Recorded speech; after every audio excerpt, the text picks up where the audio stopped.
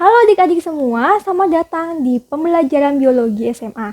Berjumpa lagi dengan saya, Hesti Perwitasari, dari jurusan Pendidikan Biologi, Universitas Sultan Ageng Tirtayasa. Adik-adik, hari ini kita akan membahas tentang materi bioteknologi yang akan kita pelajari di kelas 12, tepatnya pada semester kedua. Kompetensi dasar yang mengacu pada materi ini adalah menganalisis prinsip-prinsip bioteknologi dan penerapannya sebagai upaya peningkatan kesejahteraan manusia. Adik-adik, adapun pokok pembahasan yang akan kita bahas hari ini, yaitu pengertian bioteknologi, ciri-ciri bioteknologi, ilmu yang akan digunakan dalam bioteknologi, macam-macam bioteknologi dan aplikasi, bioteknologi kultur jaringan dan rekayasa genetika, serta dampak dari bioteknologi tersebut. Nah, kita lanjut ke pembahasan yang pertama, yaitu pengertian bioteknologi. Nah, bioteknologi sendiri berasal dari istilah Latin, yaitu bio yang artinya hidup, teknos yang artinya teknologi, dan logos yang artinya adalah ilmu. Artinya, ilmu yang mempelajari penerapan prinsip-prinsip biologi. Secara lengkap, bioteknologi diartikan sebagai cabang biologi yang mempelajari penggunaan mikroorganisme dengan bantuan teknologi untuk menyediakan barang pelayanan bagi kepentingan manusia.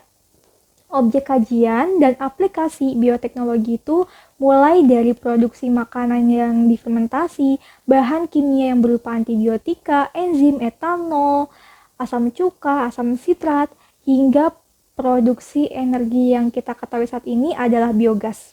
Nah, saat ini aplikasi dari bioteknologi itu nggak cuma dari mikroorganisme, tapi juga ada pada tumbuhan dan juga hewan. Nah, ciri-ciri dari bioteknologi itu adalah adanya agen biologi yang berupa mikroorganisme, tumbuhan, atau hewan. Yang kedua, adanya pendayagunaan secara teknologi dan industri. Dan yang ketiga, ada produk yang dihasilkan adalah hasil dari ekstraksi atau dari pemurnian. Nah, ternyata ada berbagai ilmu yang digunakan dalam bioteknologi, adik-adik. Yang pertama itu ada mikrobiologi.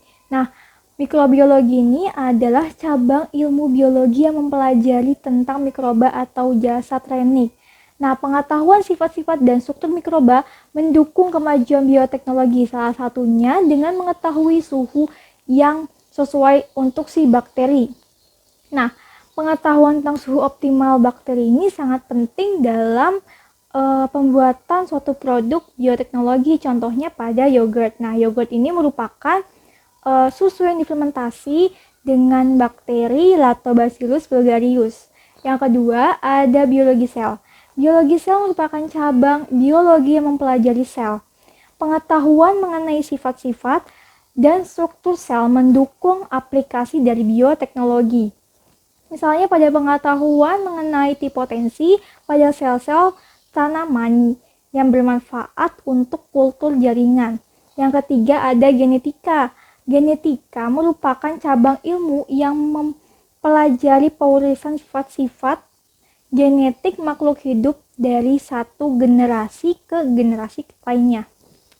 Nah, dalam pengetahuan mengenai bentuk dan karakteristik si gen atau DNA membantu dalam mempercepat si kemajuan bioteknologinya.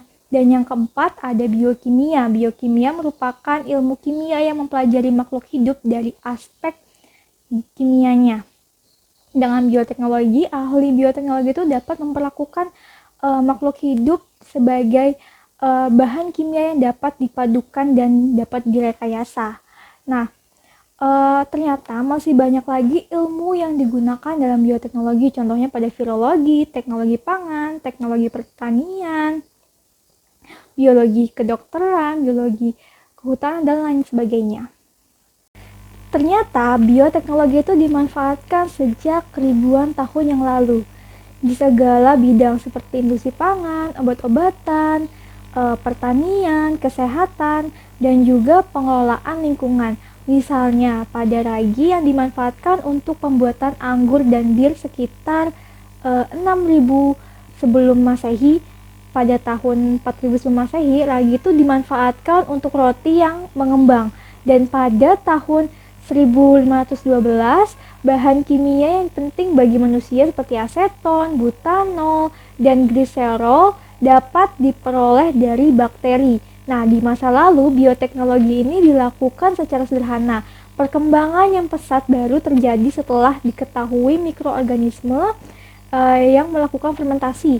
Penelitian ini dipelopori oleh Louis Pasteur sehingga beliau mendapat julukan sebagai Bapak Bioteknologi.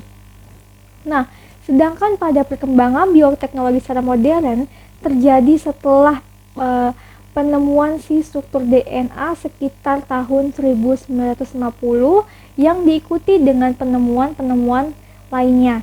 Penemuan ekspresi gen, enzim pemotong DNA menciptakan DNA rekombinan dengan menggabungkan DNA dari dua organisme yang berbeda, dan cloning merupakan contoh dari si bioteknologi modern saat ini. Nah, sampai saat ini terdapat dua macam bioteknologi loh adik-adik. Yang pertama ada bioteknologi tradisional atau konvensional dan bioteknologi modern.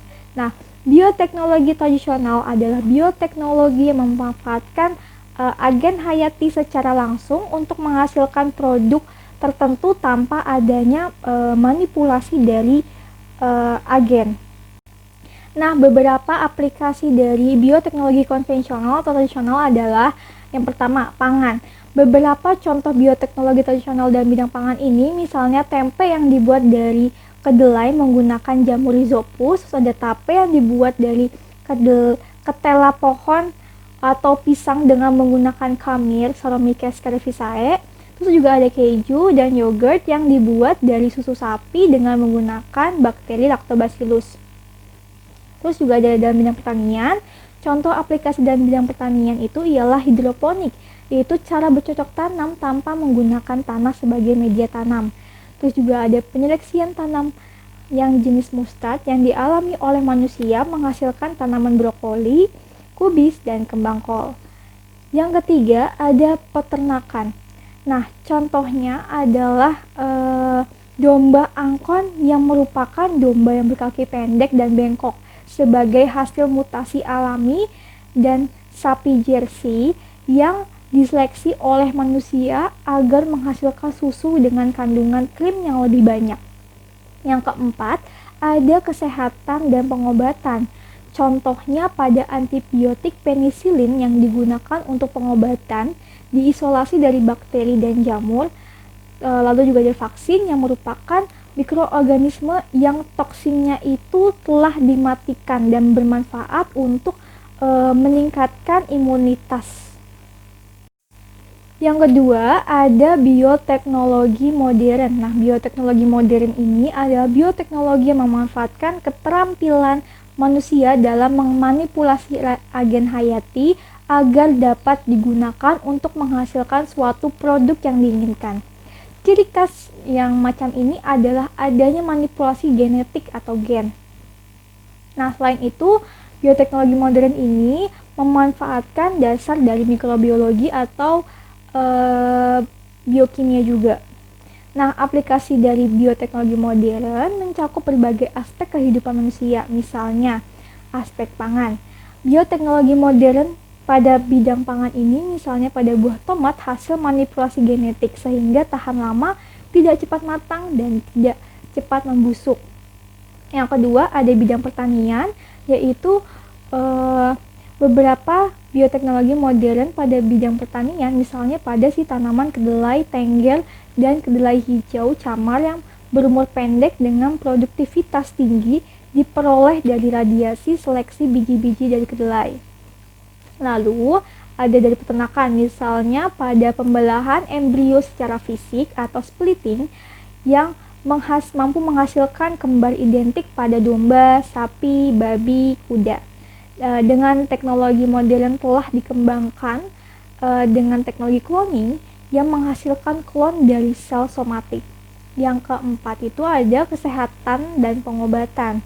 Nah, beberapa bioteknologi modern pada bidang kesehatan dan pengobatan ini antara lain hormon pertumbuhan somatotropin yang dihasilkan oleh si Escherichia coli. Materi selanjutnya adalah bioteknologi dengan kultur jaringan dan rekayasa genetika. Nah, yang pertama ada kultur jaringan. Aspek bioteknologi yang penting pada tanaman adalah kultur jaringan tumbuhan. Nah, kultur jaringan tumbuhan ini merupakan salah satu teknik cloning tumbuhan. Suatu klon tumbuhan merupakan populasi tumbuhan yang diproduksi secara aseksual dari satu nenek moyang. Kultur jaringan ini tumbuhan membentuk perbanyakan atau propagasi tumbuhan secara vegetatif dengan memanipulasi jaringan somatik atau jaringan tubuh tumbuhan di dalam kultur aseptik atau bebas kuman dengan lingkungan terkontrol. Si kultur jaringan ini dapat utuh dan dihasilkan dari bagian atau potongan akar, batang, dan daun yang disebut eksplan yang masih hidup. Lalu yang kedua ada rekayasa genetika. Nah, keberhasilan oleh ahli Watson dan Crick menemukan model DNA dan memecahkan masalah sandi genetik oleh Lindbergh dan Metter yang membuka jalan bagi penelitian-penelitian selanjutnya di bidang rekayasa genetika. Manipulasi dan perakitan dari materi genetik dengan menggabungkan dua DNA dari sumber yang berbeda akan menghasilkan DNA yang rekombinan. Penggunaan DNA dalam rekayasa genetika untuk menggabungkan sifat makhluk hidup karena DNA mengatur sifat-sifat makhluk hidup yang dapat diturunkan dan struktur DNA dari makhluk hidup apapun adalah sama. Ada beberapa cara mendapatkan DNA rekombinan melalui rekayasa genetika, diantaranya adalah teknologi plasmid, fusi sel atau teknologi hibridoma, dan juga transplantasi inti. Adapun beberapa dampak dari bioteknologi, antara lainnya yang pertama meningkatkan resistensi terhadap hama dan penyakit, yang kedua meningkatkan produk-produk pertanian, peternakan maupun perikanan, yang ketiga membantu mengatasi pencemaran lingkungan, yang keempat tersingkirnya beberapa plasma nutfah lokal, yang kelima timbulnya reaksi alergi pada manusia mengkonsumsi tanaman transgenik, terus juga munculnya pencemaran biologi yang berupa pencemaran biologis berupa penyebaran organisme transgenik. Nah, itulah materi bioteknologi yang saya sampaikan. Terima kasih kepada adik-adik yang telah menyimak sampai habis. Saya, Hesti Parwitasari, pamit undur diri ya. Mohon maaf jika terdapat kesalahan penyampaian maupun perbuatan yang kurang berkenan di hati kalian. Sampai bertemu di lain waktu. Goodbye.